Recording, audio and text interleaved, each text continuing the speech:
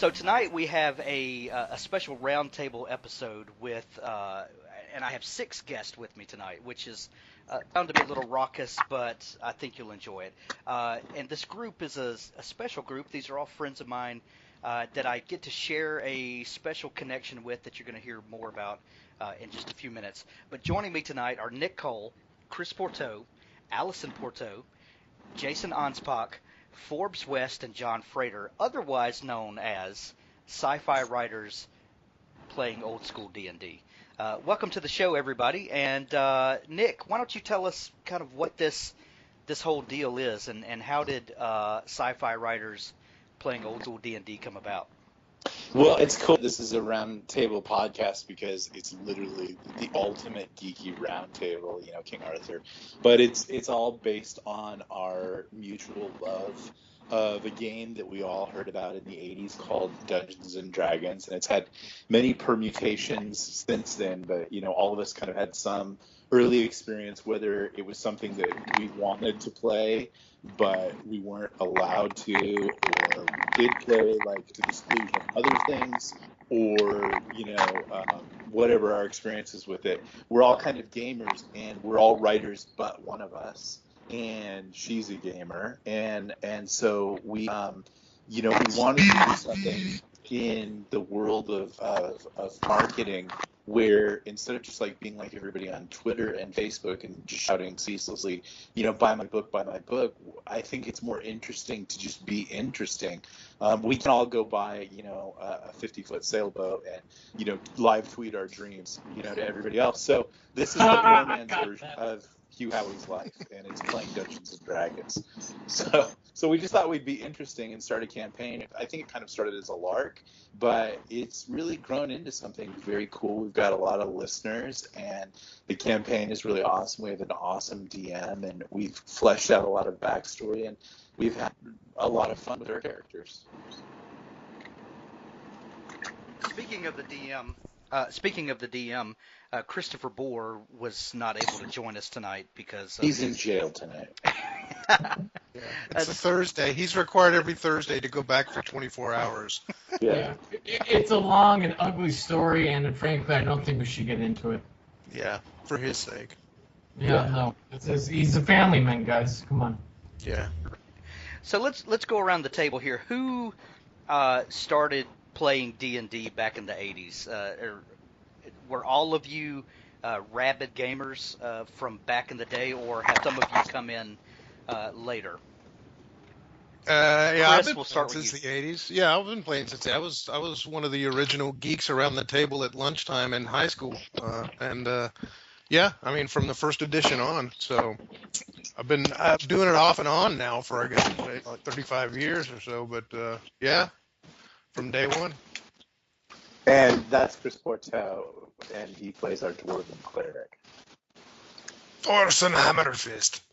Yeah, and so actually, I went to a Christian school, and that was sort of during the whole mania of D&D is bad and all that kind of stuff. So it was very much like kind of a Stalag 13 kind of Hogan's Heroes thing. You had to find the geeks, and you sidled up next to them, and you sat on the wall next to them, and then meetings were arranged, and then over the weekend you went out over the wire and you played D&D.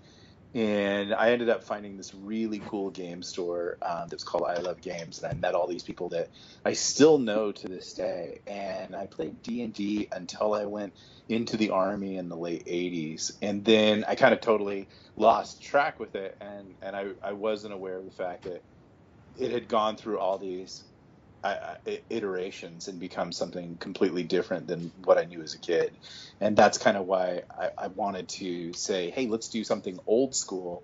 And that really has resonated with the people that we're playing with and with the people that are listening. What about you, Jason? Yeah, I started playing second edition, which I think came out in '89. I'm a little bit younger than the geezers. And what? I'm sorry. You said what? Oh, yeah, I said it. So second edition, it was like 90, 91. That's when I started playing. I played a lot, and I actually my mom had our pastor talk to me about it, and he was like, there's demons in this game, And my response was, well, my character is way too low to fight a demon. Ah! Nice. Which I just totally didn't get it, because I was like, well, if there was a demon, I try to kill it. That's a good thing. But yeah, so it was second edition, which I don't know if the gatekeepers of D&D have decided if that's old school or not, but that's what I played. Yeah, I mean, I definitely second edition is super old, and I think that's when, and this is Nicole, and I play Gonsalvo the Paladin. I think second edition is definitely when sort of D&D went through sort of the glamorization thing, and like the artwork got a lot slicker, and it was it kind of refined and brought together basic rules in A&D. So, but yeah, I mean, compared to what's out there now, it's totally old school. Yeah, see, so it's legit. Yeah, we give you your geek cred. Awesome. So, yeah, Alison, what about you? I actually didn't start playing till college, so 17 would have been early 90s. Was my first experience with D&D, sneaking down to the guys' floor at dorm, basically. So I grew up in a small town, so I'd never even heard of D&D until I went off to college and experienced more things in life. So, but yeah, it would have been early 90s for me, so probably second edition. Yes. What was your first character? Oh my gosh, I need to think now. I'm pretty sure it was a warrior. That sounds right. Yeah, that sounds like everybody's kind of first. You don't. I remember I wandered into this game store, and there were all these Spock-looking kids. The ones that had the bowl cuts and the thick glasses, and it was just totally. And I was more. I swam and played baseball, so I trended towards that. And I remember just kind of standing around the table, and they're like, "Do you want to play?" And I'm like, "Yeah, sure." And they handed me this fighter, average first level fighter, and then. I'm not kidding, 5 minutes later I was killed by a Minotaur. But I was totally hooked. I was like, oh, okay, this is awesome. I'll be back to beat you next week, nerds. Forbes West, when did you come into this? This is actually just a totally brand new thing. I never played before. I was raised at a commentary in northern Dakota, and I did not know the written language until I was age 16. So after that point, I really wanted to expand my horizons because, again, I found out the goodness of literature, and Nick Cole brought me along like an orphan child that I was into this process. I saw Forbes loitering by the side of the internet, and I thought, here's a way to really screw him up. And it helped me a lot because, I had a lot of emotional pain at the moment from Florida, and so that's how I got into it. And no, actually, I've never had any experience whatsoever with Dungeons and Dragons. This is my first time playing it. I again, I read Tolkien and everything like that, but playing the game, no, this is actually my first. Why is there a cat there?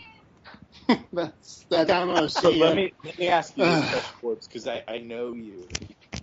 When throughout all your years in college and high school and everything like that, when people would talk about D&D or when Family Guy or something or Simpsons would make some reference, you would act like you knew what it was, but you didn't, huh?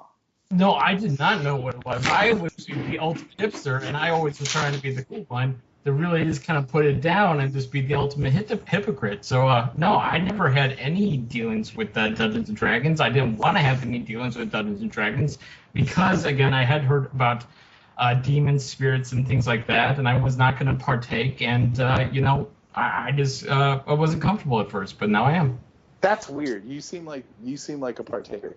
You seem like if I imagine a young Forbes, you seem like the kid that they would have said well, we're rolling dice, we have characters and stats, and you'd have been boring. And they're like, but there's demons and stuff like that. And you'd be like, I'm in. Well, it's just halfway in there, but it's just even Monopoly made me uncomfortable because I just felt like I should not take advantage of other people because I was very good at every game I ever played. Oh, I thought you had a problem with capitalism. I have a problem with capitalism that has been rumored. I will not say yes or no to capitalism, but yeah, let's keep the cat out of the room and we'll keep talking. How about that? That's good. The cat is gone. Now we have to destroy capitalism for everything to balance out. Yeah, no, exactly. Because I was taught this by certain individuals you may know who actually might be on this podcast right now. So I'm not going to talk about it. So does that now Forbes West plays our bard Farson Winhoek. And like the question I would have for him is, how did you, being such a principled person as you advocate with no actual basis of fact, how did you come up with like such an unscrupulous weasel like you've been playing? Well, I thought that would be kind of a fun thing because I think every movie, every novel needs a wild card. And, when we're playing this out, I think I played the wild card very well. You don't know where I'm coming from. I might come from the east. I might come from the west. I might just come on top of you. You don't know. Wait, that's not you? Well, I act a role-playing person in a role-playing game. So that's what I do. So this is just an extension of your internet persona? Well, you can get into these legalities, sure. Right. If you want to there. But I mean, it's just like I'm not feeling that right now because I had so much fun playing this the first time. I was into it. I didn't want to be into it, but I'm into it now. And it's just like every time we have a little game session, I'm just, I feel like a hurricane. That's how I feel like. The drink or the weather event? You know what? The quote The Simpsons, column A, column B. You know what I mean? I think he means Denzel Washington. That's right. Or the Bob Dylan character. Yeah. I share a lot with those people. Yes, that's true. Awesome. John Frater, expound on your geek cred for us. When did you come to D&D? How long have you played? I'm going to interrupt because I know John Frater probably has more geek cred than all of us in the world of gaming, and I hope he expounds on it extensively. Well, here's the thing. Yes, we can go get a beer. Go ahead. Okay.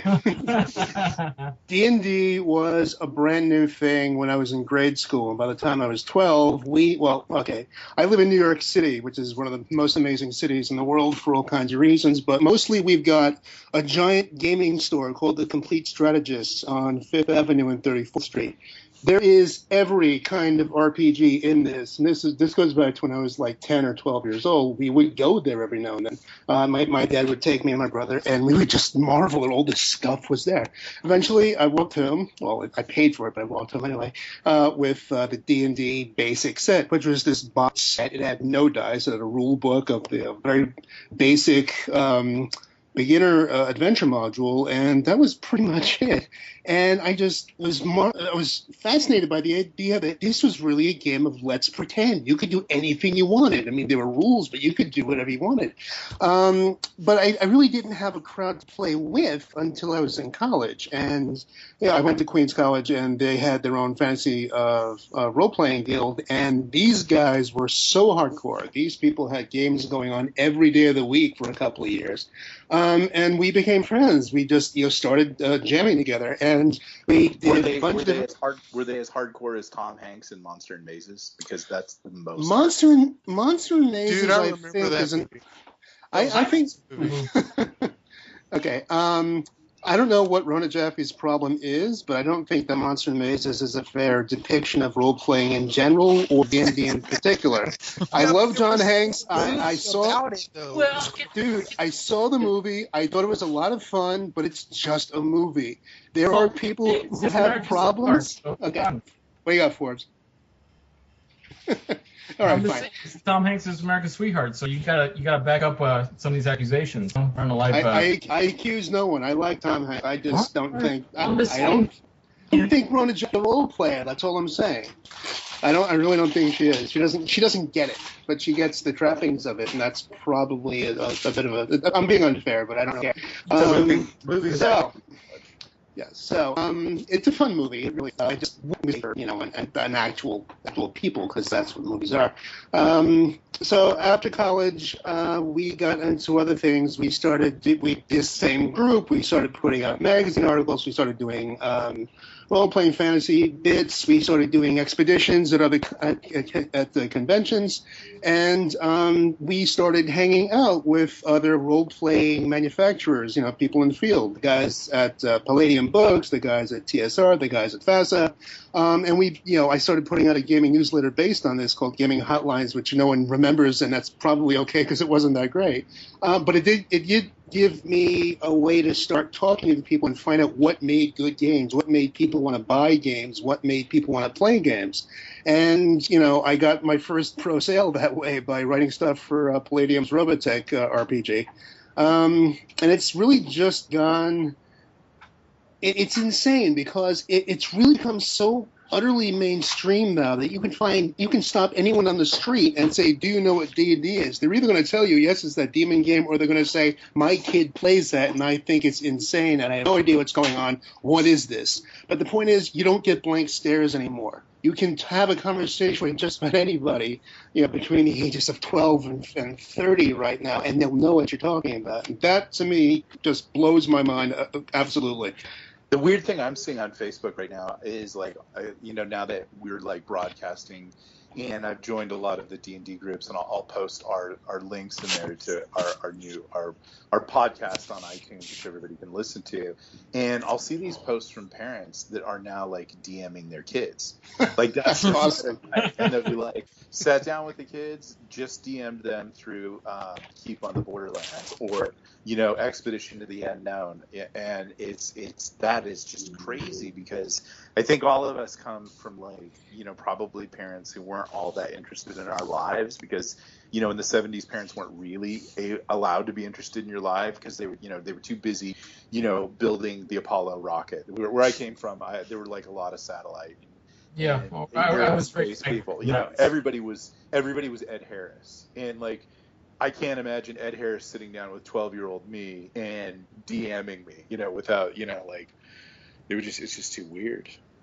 Yeah, well, it's the incredible thing about again, certain things that are considered nerd culture or whatever you want to call it, all of a sudden we have become mainstream because people have shed their inhibitions and they don't want to be, this kind of slightly stupid jock culture kind of thing where everything has to be a reaction and that you have to look at these things and go, oh my god, this is so dorky now, this is so weird, this is so blah blah blah, and it's everyone's just embracing it because it's fun, it's a cool thing now, and it's and I tell those nuns back in North Dakota, the kind of I tell them ugly stuff now because I'm happy with my life.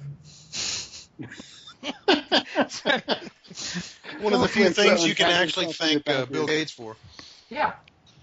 Yeah, well, maybe that's part of it. Maybe the Microsoft culture and the Apple culture, bringing the nerds into the mainstream and them producing quality, and people realize that, hey, maybe we should take 2 seconds to open up our minds. So, Sister Mary back in North Dakota can just think about that for a while.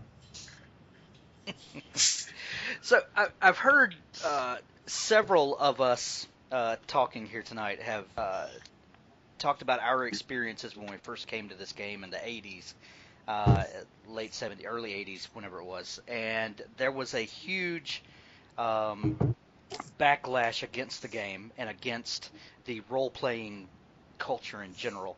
And that has seemed to have subsided, washed away a bit.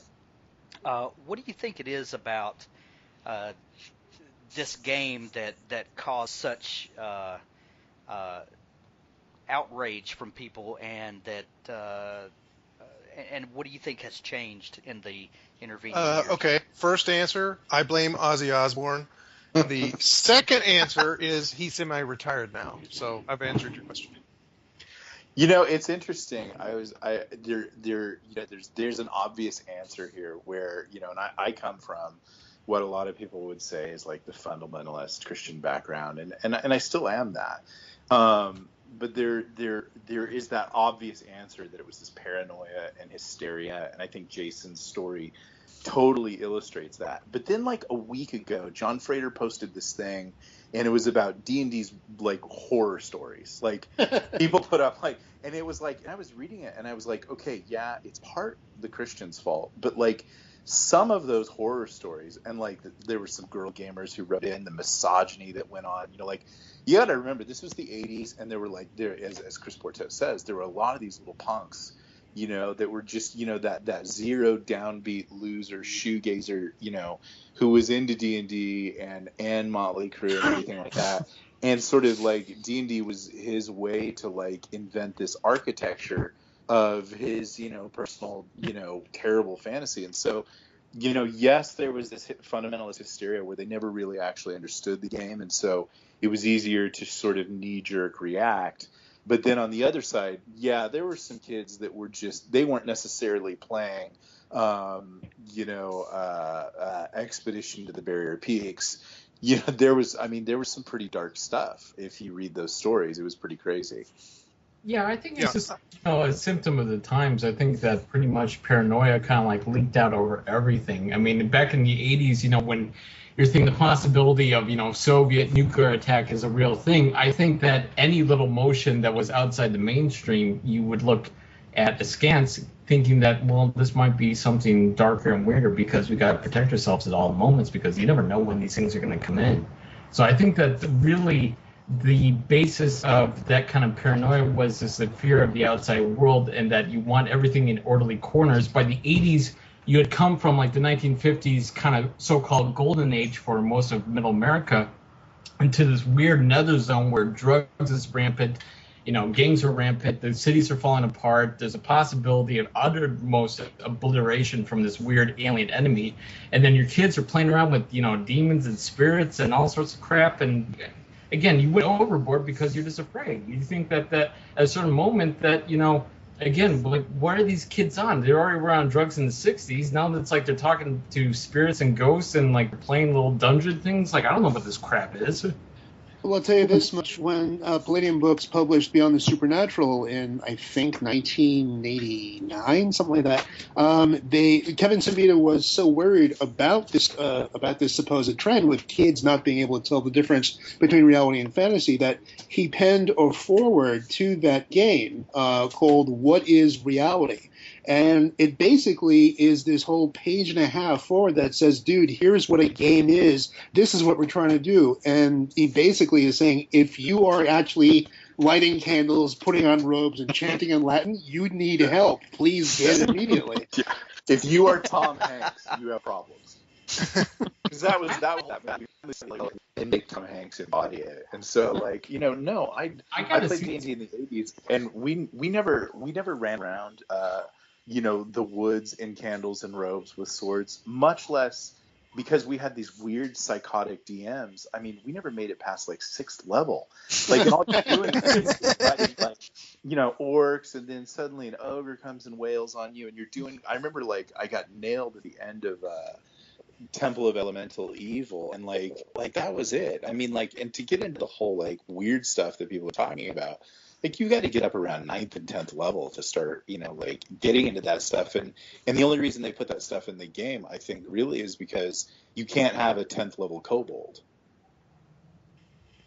A 10th Why level not? what? Well, you could. What was Not it? in first edition, you could not. Like, it was all hit dice and all that kind of stuff. And, just all those monsters were made to sort of help you, to give you something to fight through the level progression. I think it's a great game that gives you a lot of freedom, and that's awesome. It's just there are certain people like Forbes who shouldn't be given a lot of freedom. Like, imagine But you know what? These nuns have been talking that crap for years, and you know what? Look, You were in North Dakota for a reason. Imagine Forbes. That's a whole thing. It's ugly. Nick Cole knows about it. You can ask him off the podcast, but I'm not going to talk about it here. Yeah, exactly. Being DM'd by Forbes would be like being DM'd by a very drunken Hunter S. Thompson. But I would pay money to be DM'd by a drunken Hunter S. Thompson, just for the record. I get set that up. But the cover on the AD&D Dungeon Master's Guide and the Player's Handbook didn't help anything because it had this big red demon on the cover. And you can I may make some enemies by saying this on the podcast, but that's what you get for lazy parenting. You see the cover of the book and you judge what's in it. Yeah, but nobody. I mean, like, you had to look at the cover. Nobody was like walking up to the demon and being like and doing obeisance, right? Shaking their hands. They were fighting this thing, and the Player's Handbook. They were ripping off this temple. The thief is prying out the jewels. These are not people. These are not people that are there to sell their soul. These are people who are there to make a bunch of money and increase their societal status. Right. So that's my point. You had to weird open the book and look at that and figure that out, as opposed to just see the cover and say, that's not for you, Junior.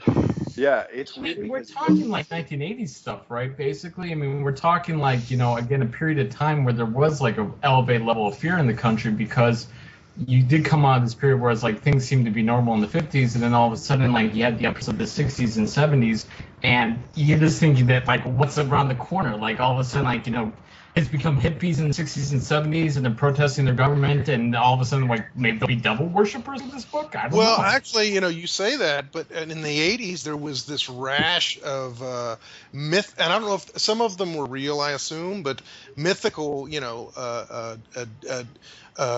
virgin sacrifices to Satan on the other side of the Mexican border and all that stuff, that Black Sabbath and D&D, that's what I remember. It was tied into that. It was tied into that moral panic about the satanic ritual abuse where apparently, like, upper levels of society were sacrificing, babies to Baal.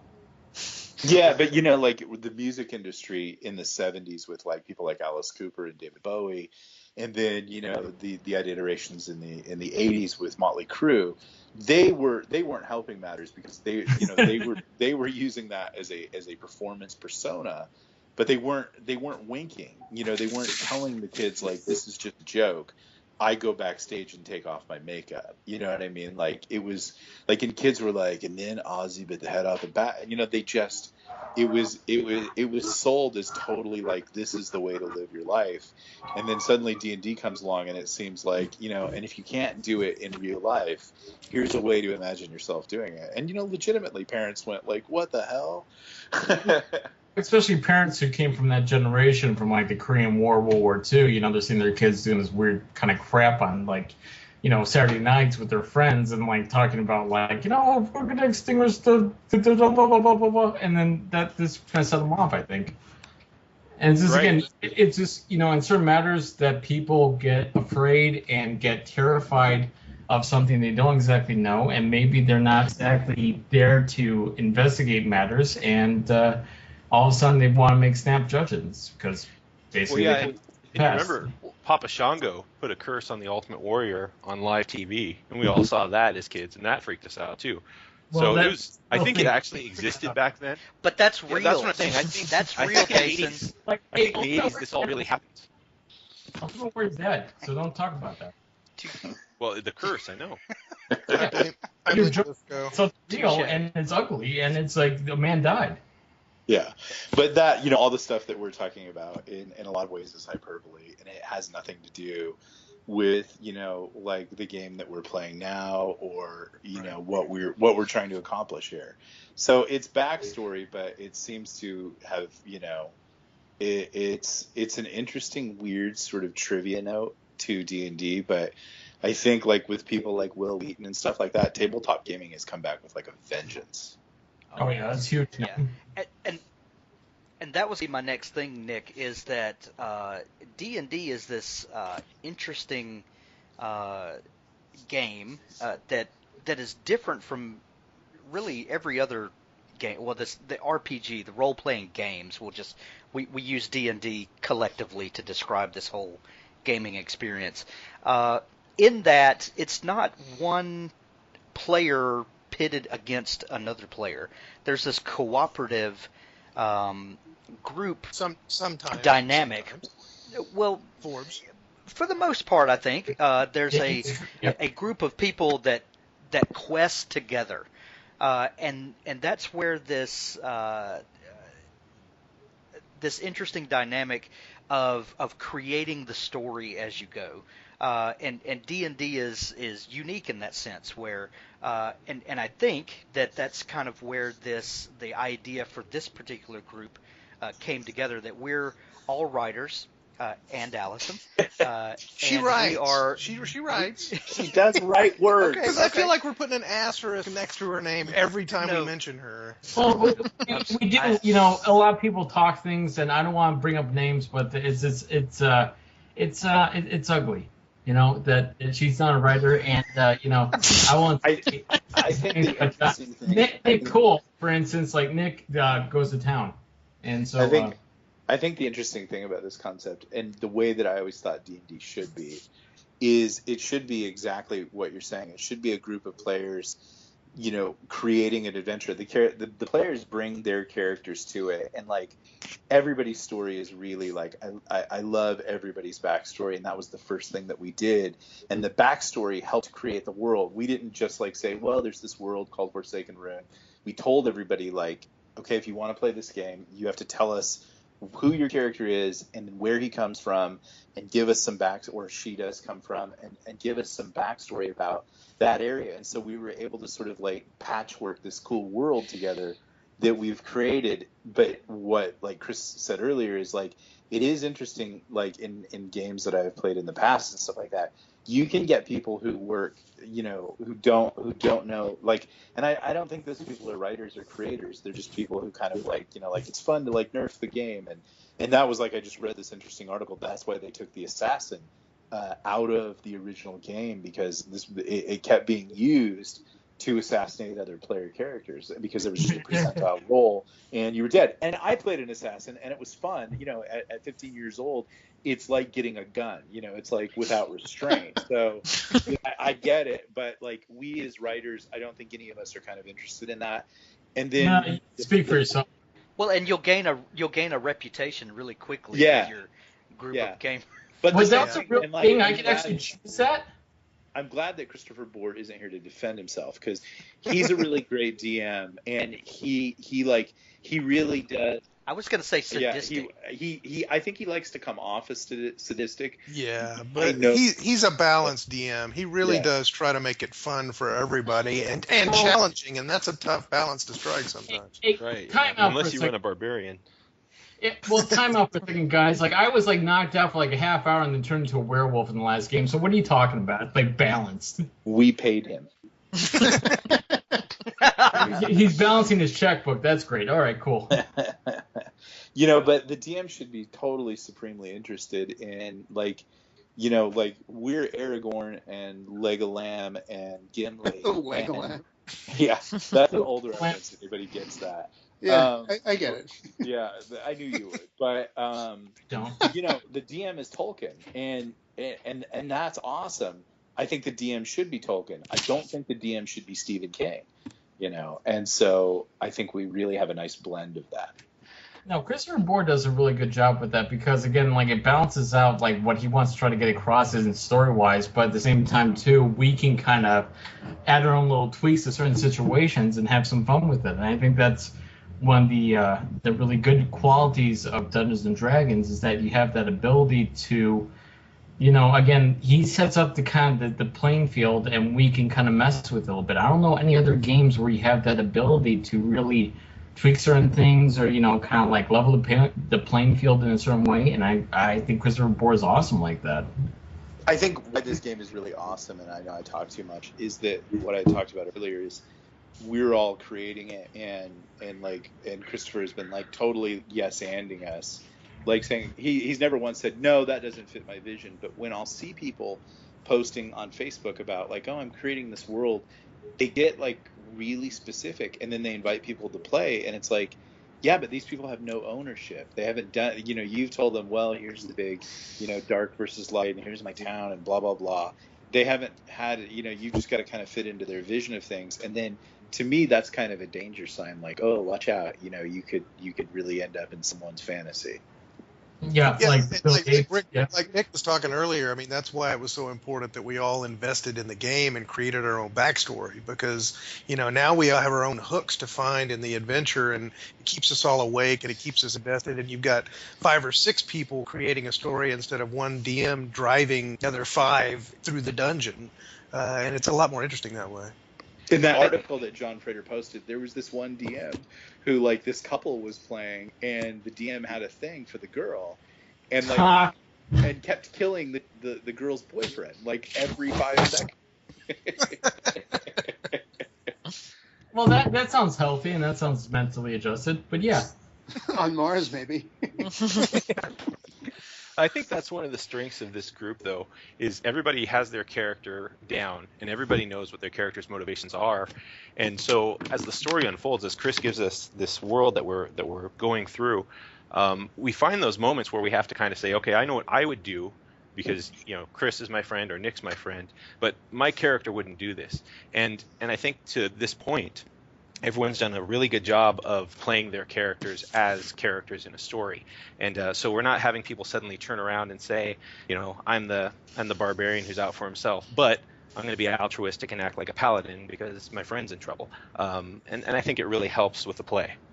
Yeah, he allows us to be our own characters, and that's what's fun about it. Because that's the whole point of this. Is it's like you want to be the ultimate paladin good guy character. He's not controlling it. He's not working it out to be something else, and we do things very well. That's what I want to say. I think Alison has absolutely owned playing what an elf should be played. And like so many times you see people play elves and they're like living out their fantasy of what it would be like to be friends with an elf who liked you. But like if you really kind of study fantasy, and I might be rigid and dogmatic in it about elves, but like generally they would have a lot of contempt and not really be interested in socializing with creatures that they considered ephemeral or just passing through. So I really like that about how, and I don't think she's probably like that in real life. She seems like a really probably a person who's very interested in people.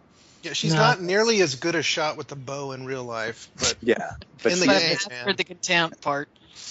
But can I say, on Facebook, when I talk to her, it's a lot of really cold and really kind of dark messages. And so it's just to me, it's just yeah, you're playing a character, but at a certain point, can you turn it off? Because you're just sending me really this dark stuff, and I don't like that. She's just aiming it at you, man. That's just for you. It's part of the job. I hope no one else is hurt because I'm a tough guy, and some guys out there got thin skin, and she's sending weird messages in the middle of the night, And yeah, full disclosure, I actually made an Alison parody account, and I'm sending those messages to you. That's not actually Alison. That's good. She rejected your friend request. We've gotten Mexican food before together.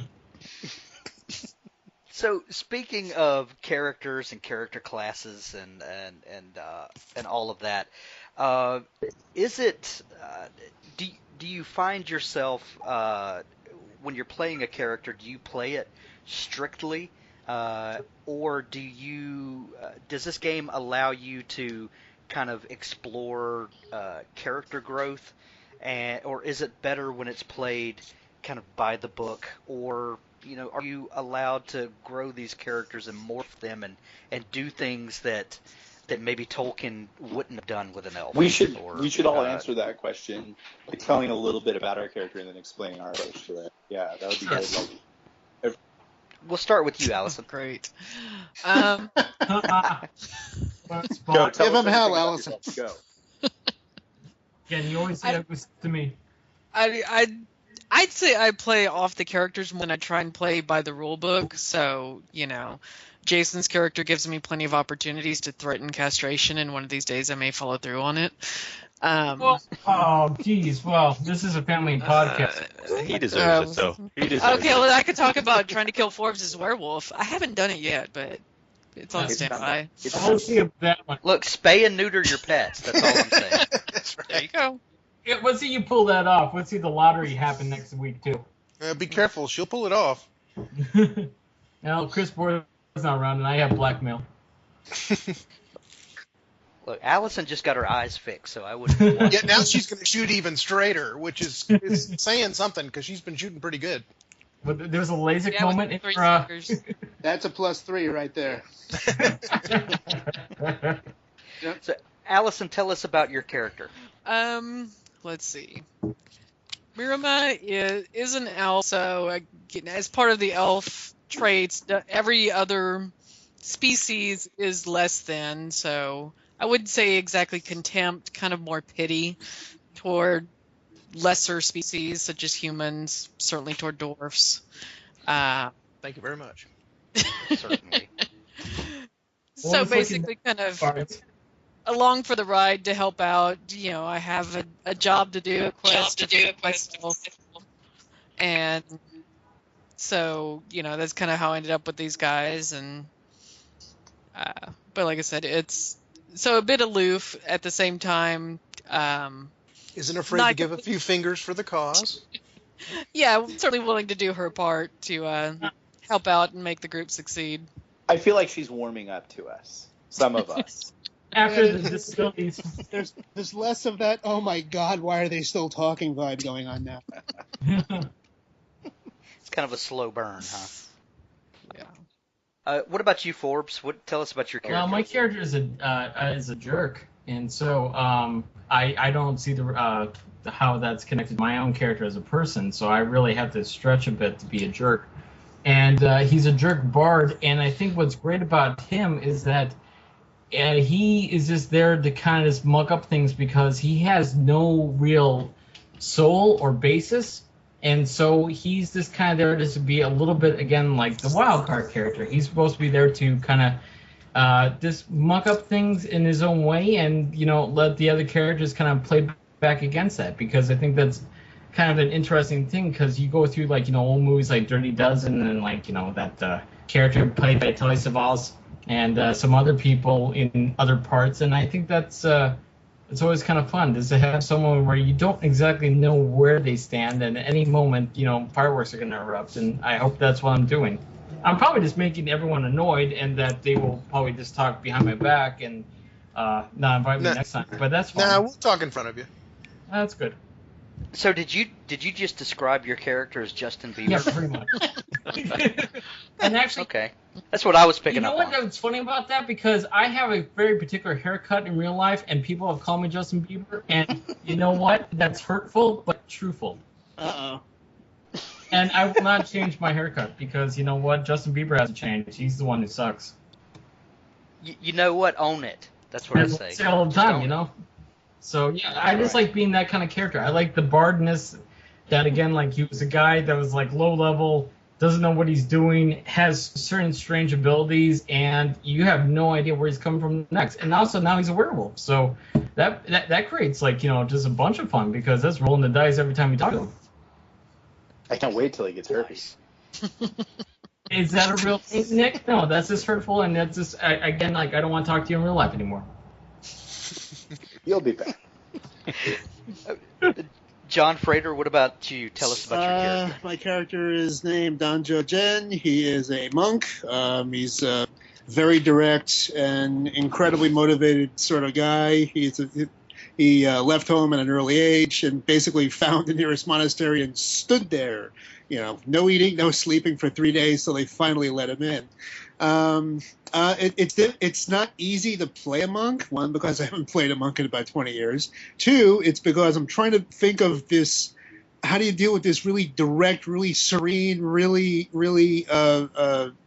combat capable character when he's surrounded by situations he's genuinely, which are genuinely new to him.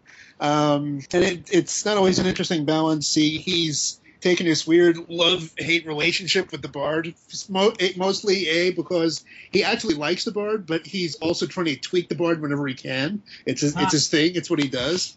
I think that works out pretty well. It does work out pretty well, but and I would say in real life that if we hang out at El Torito or something like that, it's I'm not gonna pay. That's okay, I'll pay. All right. I'm just saying that. And that's not particularly against you. It's just a character thing, and I have to maintain character in public. And the weird thing about Forbes at El Torito is he always has to have his own bowl of salsa. There's the table bowl. You always suck up so many chips. How many times I have to tell you? Get your own chips. Get your own salsa. I get straight from the bowl. It's 4 times we hung out, and you keep acting like this.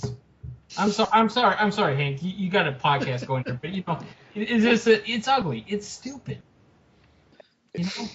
What about you, Double Dipper Nick? Tell us about your character. I wanted to play Paladin because Paladins are awesome. No, Paladins are universally made veteran role players, as John can tell you, grown. Because they're so often played so badly. They're usually played by people whose moms burned their D&D books.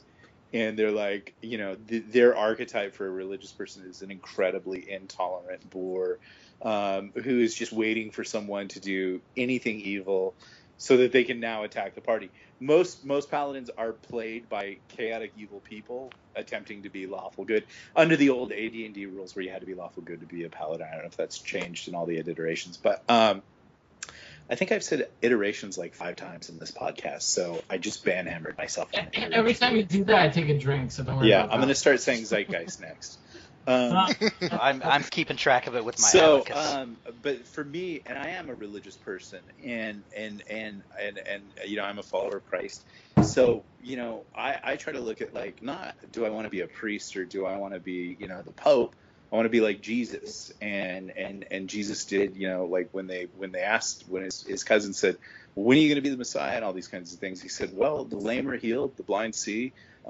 Basically what Jesus is saying is I go around and do good deeds. I don't go around and condemn people. I go around and sit around and talk to them and try to help them with their problems. And so I always thought that's kind of how a paladin should be played. And my key to that, because I'm an actor in real life, is to kind of play a rather laconic Spaniard type of person.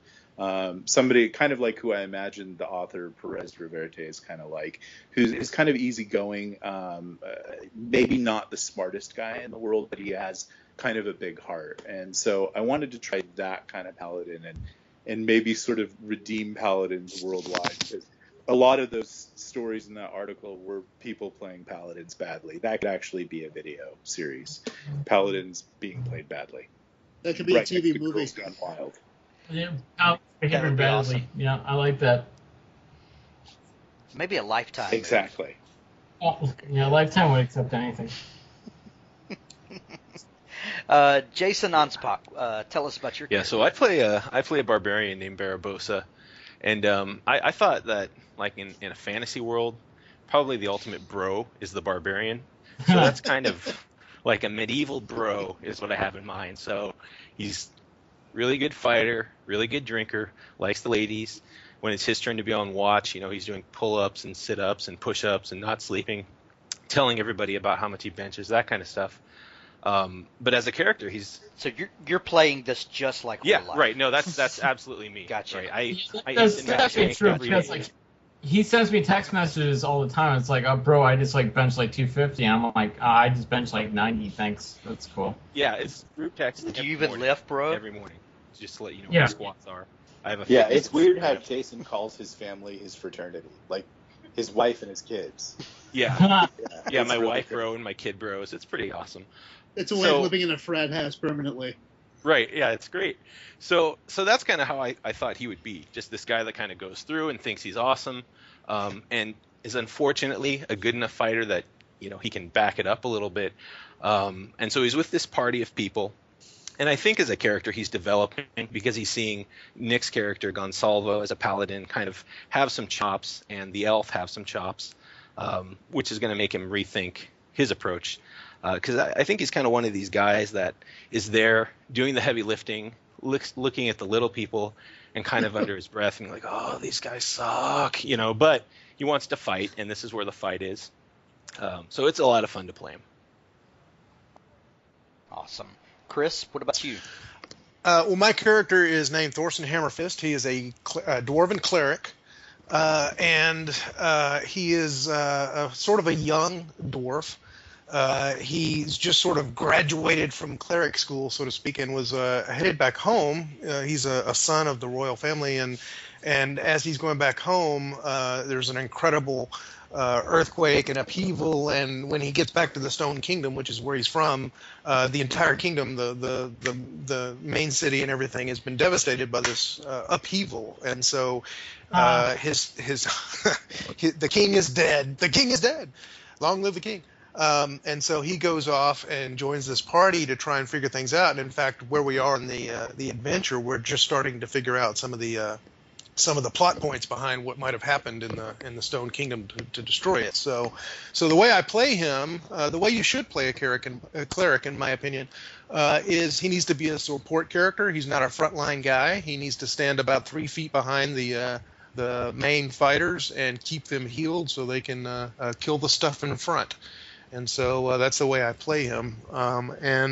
He has as a cleric, he has a holy mission to abolish all evil, destroy all evil, and he's a lawful good character. So he's pretty much a straight shooter, a typical dwarf, stalwart, tough, Doesn't have a lot of patience for Forbes, particularly because Forbes is kind of his character, Farson, is kind of all over the map, and that's just kind of a waste of time as far as Thorson's concerned. Well, can we just say that it has to do with a lot of personal issues I won't get into? Right. So the cleric is a very traditional kind of dwarven cleric type. If he were a tree, what kind of tree would he be? An The oak, kind that hits on the elf all the time. A grabby. a grabby oak tree. That's right. You remember the trees in Wizard of Oz? Yes. Yeah. Dorothy is the elf, and yes. That's weird, bro. So there's this great cast of characters and players, but you've got this great group of characters going, and I know this started as a group of friends that got together and wanted to play D&D, but it's kind of morphed into more than that. And Nick, is there a purpose to this now? Is this collective storytelling going somewhere? Yeah, I mean, I think what we're doing is we're doing that, and you have a character you should talk about because you've played too, and you're probably gonna come back. And we also have Kevin Summers, who has an interesting half-elf thief. And what we're trying to do is actually maybe create a little world here. And like I talked about it from a marketing standpoint, because this is a podcast about writing. You don't have to go out and play D&D. You could go out and play Gamma World. You could do whatever. But to every writer who's listening to this, I would just say, you got to be interesting, because that's attractive to people. And if they're attracted to the things that you're doing, and they're interested in you as a person, and what we're all doing here is we're revealing stuff about ourselves, that will kind of make people consider reading your books, which is what we want to do. We've just found a really unique way to screw around and get people to read our books. So, that's the next step. And I think what we want to do after this is, we've really created this really cool world. I think what we're working on now is maybe an anthology of stories set in this world. And some people want to write sort of backstories about their characters. Other people want to write weird tales. And I think, we're creating basically what I think one of the truest, things that kind of pays homage to Gary Gygax. And notice how I said that like I was totally educated, Gary Gygax. Instead of Gary Gygax. Like that's the proper way to pronounce that. Yes. Yeah, that's when that's how you identify hipsters, because he's like Gary Gygax, and you're like, oh no, it's Gygax. But I have no idea who that is. Oh my gosh, you can PM me out of this roughly.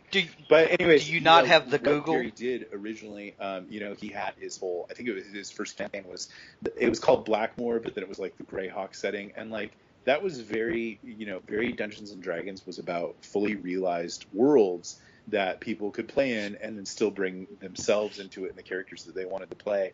I think one of the editions kind of completely, and I've heard that like maybe like fourth or maybe third kind of like completely got away from it, and it sort of became more of a tactical simulation.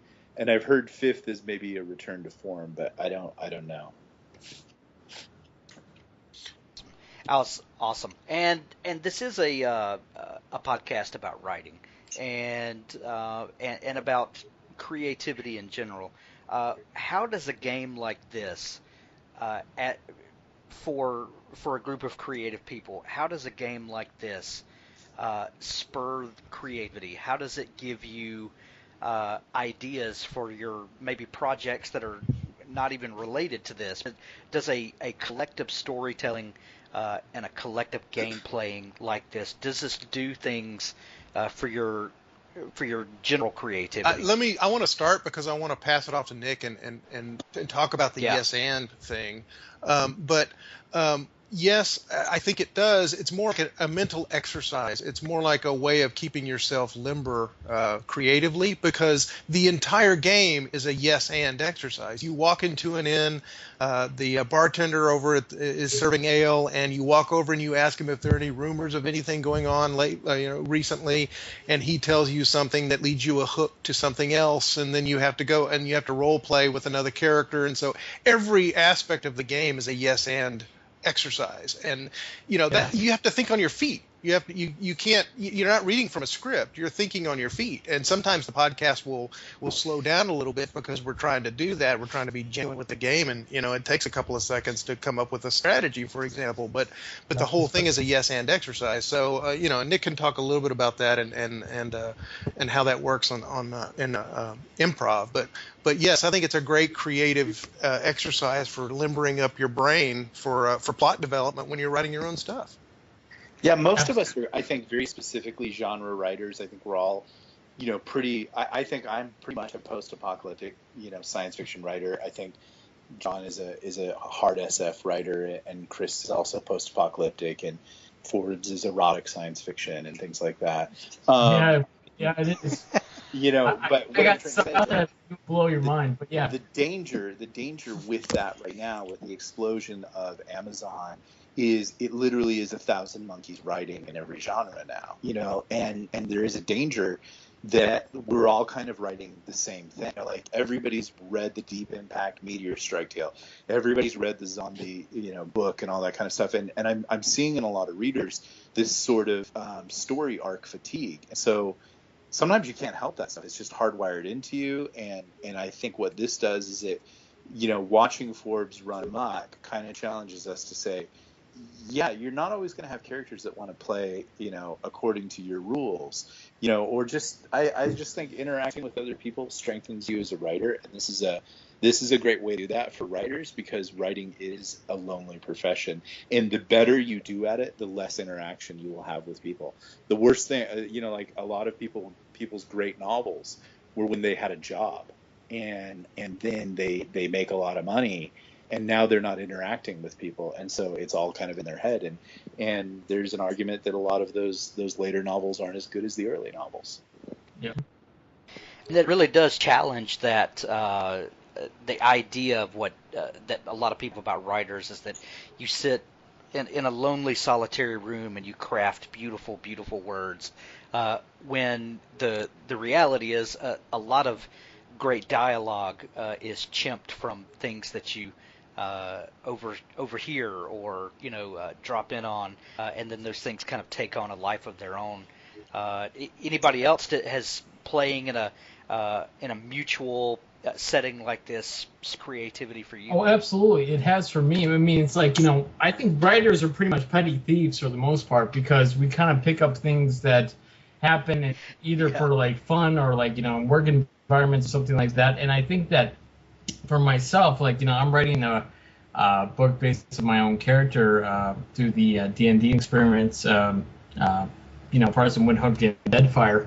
I think what the fun of it has been that we get to kind of like just kind of like glom on to certain moments that are kind of fun or interesting. And I think that's basically one of the best things about being a writer is that you take moments that people do or people work on or people are acting upon, and you kind of remix it almost like a DJ, and you want to actually kind of get across this new crazy idea that will be kind of fun and interesting for the next person to read. And I think that's like one of the greatest privileges of being a writer is that we basically observe, we see what happens, and we kind of play with it, and we kind of twist it around, and we showcase something that people will recognize and people will have fun with, but it's something new. At the same time, something that's not completely original, but it'll be something fun. Yeah, in all my books, the Homecoming Queen does actually go out with me. And we've noticed, Nick, and it's getting weird, but thank you. I know, it is becoming a repeated theme. So you started this group. This group of friends got together to play. It named this kind of thing that was bigger than the sum of its parts, and you guys decided to start podcasting it. And we've got some episodes up on iTunes. I think we're still working out some of the kinks with the podcast feed, but it is out there for people to listen to. What can people expect from the podcast, and should they start at the beginning and work their way through? I don't think you have to work at the beginning, but it certainly makes things easier if you're looking to follow the story rather than just listen to these guys dicking around. Right. Yeah, it helps. It certainly explains why Forbes is a werewolf. And the first few episodes are pretty long, so you probably want to download them and be able to pause. But you can expect some really good quality in production because we have a really really good producer. I'm not going to name names, Hank, but the first episode I heard, I was blown away. Well, and one of the things about us all being writers is that everybody's trying to get in a wisecrack. And so there is a lot of humor. It's not just a DM reading a script and then characters interacting. There's a lot of that too, but everybody's got something funny to say. Usually about Forbes, but in general too. I mean, helplessly. There's a lot of mockery against me, which is fine because I'm a tough guy. I've grown up in North Dakota. It's fine. With nuns. But we're not getting into that. But here's the thing. I think what's interesting is that we are surrounded by very original people having a very good time, enjoying themselves, and I think that's the best environment because you hear these people firing off on all cylinders for every little moment. So I don't know where else you can find that where you have people who are just creative, original, and doing their best. And during these podcasts, we just have just a gas and we're just riffing off each other the entire time, and I think that's one of the most fun moments to see. I mean, it's just like, you got a group of skilled artists, comedians, writers, whatever you want to call us, playing off. Yeah, and I think I described it to Nick, or I put it in Facebook one time, and Nick was like, yeah, that's it. I was like, yeah, this is what I wanted to be D&D. This is what I wanted D&D to be like when I was 15 years old and playing it. But I'm 48 and playing it with a 48-year-old mentality, right? But acting like a 15-year-old, and it's just so much fun. Hey, if Sumner Redstone or Rupert Murdoch can run around with 18-year-old girls, we can play D&D. Totally. Amen to that. Something else is that occurs to me right now. It's D&D. You're writing. You're sitting there. You're in front of your screen, your keyboard, whatever, and you're in the zone. And then something happens. The phone rings. Your kids need attention. Dinner is on the stove. Something is going on, and suddenly the zone doesn't exist anymore. You're out of it. D&D, at least when I've been playing, is you're in the zone continually for hours on end, and nothing really can churn your idea mill like being in the zone for that long, that persistently, that often. So if nothing else, that's a great way to practice, just where the good ideas come from. Yeah, after our first session, it was really weird. I walked away and I sat down at my computer and I just novelized the whole thing. And so I'm kind of keeping a running novel of the whole thing. And it was really cool. And actually that night as I went to bed, I was still thinking about it. So it is a weird, it is a weird game in that, like, it does get a hold of your mind. But actors kind of have the same problem too. It's really hard to let go of stuff that you're doing. And so I can only think that that's good for you as a writer because it helps you to advocate for your characters. You can't, there are things that happen in your books, like we can all tell people, maybe there's some non-writers listening, but, things don't always go the way that you want them in your books. Sometimes there are characters that are going to do things that you don't want them to do, and it's a false note when you force them to do that stuff. They kind of have to do it, and that's the fun of writing if you really embrace it, is you get to kind of watch it happen.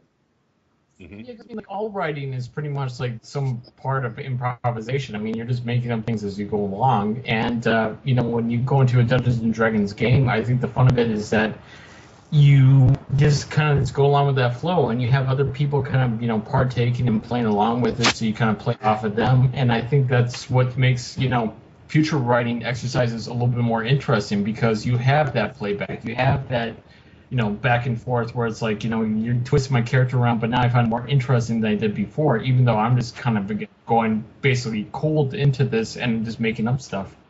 Yeah, predictable characters are boring. Yeah, one last little note. It's really interesting, but there is a very ancient connection between science fiction and D&D. And it was really obscure, but like one of the legends of science fiction writing is a lady that a lot of people think is a man, but her name was Andre Norton. She changed her name so that geek boys would read her and not think that she was a lady. But she actually was invited by Gary Gygax, the guy who invented D&D, to come and play. And she did. And she played one session, and she liked it so much, she wrote a novel about it. And so it's kind of the same thing as what we're doing. That novel's called Quag Keep, and it's a really, some people, geeks sometimes have a tendency to bash it, but it's actually a fun little book. But it's interesting and this happened in like '79, before D&D was really anything, and so it's one of those interesting bits of trivia that show that like science fiction writing and D&D were actually kind of hand in hand from the beginning. Mm-hmm. So where can people find this podcast, and where can they kind of dig into the story behind these characters? Jason? So, the easiest place to go is our website, which is oldschooldnd.com. And since it's on the web, there's no ampersand, it's just an N, so oldschooldnd.com. And so there, you're going to find all the podcasts, in addition to on iTunes. But you're also going to find backstories, those character bios that Nick talked about earlier are all up on the website. So are little status updates about the campaign. We have some sponsors on the site that have taken an interest, and certainly you can check them out too. But that's, I'd say, the number one place to go. And then we're on Facebook at facebook.com/oldschooldnd, and Twitter at DND or at oldschooldnd. Awesome. And the link, and you've got a thing that's really interesting, like going with all the stuff that's happening. I'm published by HarperCollins, and they actually got interested in this podcast, and they started talking to me, and they're like, well, we have some writers that are better than you, and they need a marketing thing. So it's different, but they see marketing potential in this, and so they went and got other people that are published by HarperCollins, and they're now asking us if we can guest host them as NPCs and maybe talk a little bit about their book. And they're initially talking to me about A.G. Riddle, who everybody knows, his Atlantis series, and we should all talk about our book. So if people want to go read them, but it's interesting. We're starting to get some really cool possible guests. And Hank keeps throwing around his buddy Will Wheaton and Andy Weir, but I don't know if that's going to happen. But that'd be awesome. I don't know, with such flattery you're dishing out towards us. I mean, that's gonna. We'll see. Well, and I was going to say that there's a core group that's in this campaign, but one of the awesome about this game is the ability to add in. And I know that I have a character, Meldrin Thunderbeard, who is a dwarf bard, because I thought that was funny. And that will drop in occasionally. Canvas has a character that'll drop in, and then like Nick said, other characters, and that just adds to the drama of what will we see in the next episode that comes up that I think is kind of awesome. But let's go around and tell us what you're working on now and what you have available that you'd like to plug before we wrap up. Chris, let's go. Okay. Well, actually, I'm working on the last chapter of my follow-up to Apocalypse Weird: The Serenity Strain. The new book is called Apocalypse Weird: Ironheart, and that should be coming out sometime early next year when Wonderment Media is publishing their sequels to the first round. And the one that's out there now that might be interesting to folks, especially in the sci-fi side, is called Tales of B Company: The Complete Collection. And what this is a short story and 3 novellas that actually form a novel in a timeline. They actually work together, and they're set in the world of Michael Bunkers, Pennsylvania, and they follow the adventures of a company of trace commandos as they're trying to they're basically the rebellion to the transport is called there's an organization called Transport, and that's the Empire in Michael's universe. So you've got Luke and his friends basically fighting the good fight, and so that book's called Tales of B Company: The Complete Collection. So awesome. And Ironheart is your yeah, absolutely, right? Yes. It's my autobiography started at the Serenity Strain, and it continues in Ironheart. So that sounds what are you working on, and what do you have out to that you? Yeah, so I just released just last month. Well, actually, it's September now. So in July, I released a book called Tilth, which is sort of an old school Thank you. I Which is- appreciate that. That means a lot, Hank. It's an old school sort of paranormal noir. I'd call it a comedy, kind of a throwback to the old silver screen movies with just a little bit of ghosts and things like that. That's doing pretty well, and people have liked it. So I'm working on a short story based on my character, but I'm also working on the sequel to Till Death. So we'll call it Till Death 2, Till Deather, The Deafening. And I think I think it's a good title. Yeah. But one thing, just for everybody, if you're listening and any of these books sound good, at that website we have, oldschooldnd.com, there's actually a loot shop that we have, and you can find links to our books on that page and Hank's books. So rather than trying to spell my name right or Chris Pourteau's name right, you can go to Old School D&D and go to the loot shop and then find books there. That's good. Great. Nick Cole, you recently put out a book that no one likes and is struggling to find an. Please, yeah, I'm 60% into it, and I guess I'm going to have to finish it. But my God, just don't. I will pay you to finish that book. A review. That's true. You can do cold hard cash in person if you meet him. Yeah, I mean, I can wash your car, or I can do whatever you need. About a week and a half ago, I just surprise launched a book. This called The End of the World as We Knew It, and it's basically The Notebook meets The Walking Dead, and it's actually doing rather well. It's I think last time I checked it was at 1,900 overall on Amazon, and it's got about 40 reviews, and it's just cruising, and it's just a different take on the zombie apocalypse and sort of its aftermath. And I really dug it, and I thank Hank for bringing me on and let me talk about it a couple of podcasts ago. That was great. And every writer here is just, the reason that I wanted to do this partnership with them is they're all solid. I didn't want, I like everybody. There are some people who cannot write, and I don't want to push stuff that's not good, that needs maybe more stuff. But everybody here, everything that they write is it changes me as a writer. That's how good it is. And I'm a big Shakespeare in that, like, I will rip you off, and I find myself, because Shakespeare did, I just find myself like, oh, okay, that's good, I'm taking that, thanks Jason, thanks Chris. I make it my own by changing the names, but I'm just joking. But it's really good stuff. And I'm working on right now Apocalypse Weird: The Lost Castle, which is the third book in the weird arc of the Apocalypse Weird World, which is a meta fiction being done by about 30 of us writers. Nice. Thanks, John Frater. What's I'm putting the finishing touches on my New York City addition to the Apocalypse Weird universe, which is, I'm tentatively calling it the Tastemakers. That will probably change. And yeah, so for the stuff that's already out, I have my hard sci-fi book is called Article 9. That's the first book in the Blockade series. It's the military versus corporatocracy, spaceships, the moon, mining, a whole bunch of space laser battles. It's that sort of thing. And book 2 for that is I'm finishing that now, and I'm hoping to have that out by early December. Nice, awesome.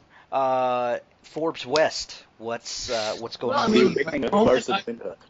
Verse and Windhook has some books out right now, and right now I got one that's medium talent through the Apocalypse Weird universe, which is set in the Florida Keys in the aftermath of a great storm that wrecks the planet and also brings forth the zombie apocalypse at the same time. And I'm working on the sequel right now. Actually, it's in editing, so it should be coming out soon. The sequel to medium talent from Apocalypse Weird, Bad Dream Man, should be coming up relatively soon. I want to say in like the next 30 to 60 days. So I got the editing done on that, so that should be coming on the horizon. Also working on Deadfire, which is basically a little novella based on my character from the D&D series that we're doing right now on our podcast. It's Adventures with the Bard in a strange place called the Trade Lands, and his assignment to do something unseemly. So that's coming soon. I have my original novel, Nighthawks at the Mission, which I'm very proud of. That is a interesting little tale told in the second person, which is about a girl coming from our modern Southern California going across to the strange new land called the Oberon. And it was totally written on one roll of prison issue toilet paper. It's an awesome book. It was written like that. Thank you. That was because of something we're involved in, and I'm not talking to the DA about it, so that's cool. But anyway, But Forbes is also, I want to interject, Forbes is also a movie producer, and he has a nice film out. That is true. Thank you very much for that. It's something I was surprised because, again, he backed away from that over the whole DA scandal. But yeah, that is also On the Border, which is a short film I've written and produced, which is in multiple film festivals right now in USA, Italy, Spain, Greece. Actually, I'll be doing a Q&A next week in Joshua for their film festival, and then also I'll be at the San Pedro, California film festival as well. And that's it's a traditional Western, which is about a cowboy who's lost in the desert who comes upon a girl who does not speak English and finds himself a little bit too deep in a strange situation. So, again, if you want to meet me around, I'll be in Joshua, California next week. And then also in San Pedro, October, I want to say it's 7th through the 9th. I could be completely wrong and embarrass yourself with that, but yeah. Awesome. And didn't you just republish Nighthawks? Or Yes, I did, actually.